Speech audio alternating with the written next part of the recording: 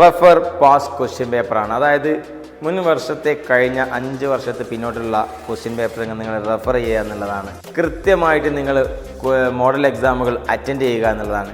Attend ചെയ്യുമ്പോൾ model exam അല്ലേ, അതെന്താ പ്രശ്നം, മെയിൻ എക്സാം വരുന്നുണ്ടല്ലോ, അങ്ങനെ രീതിയിൽ അറ്റൻഡ് ചെയ്യാതെ വളരെ സീരിയസ് ആയിട്ട് അറ്റൻഡ് ചെയ്യുക എന്നുള്ളതാണ് വളരെ പ്രധാനപ്പെട്ട ഒരു കാര്യം.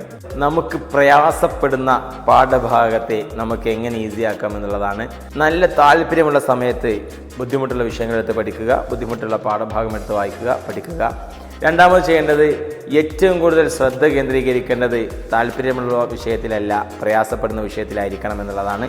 മൂന്നാമതായി ശ്രദ്ധിക്കേണ്ട കാര്യം, ബുദ്ധിമുട്ടുള്ള വിഷയങ്ങളിലെ ഏത് ഭാഗമാണോ കൃത്യമായിട്ട് മനസ്സിലാകാത്തത്, ഏറ്റവും ബേസ് അറിയില്ലെങ്കിൽ പോലും അത് കൃത്യമായിട്ട് പഠിക്കുക എന്നുള്ളതാണ്.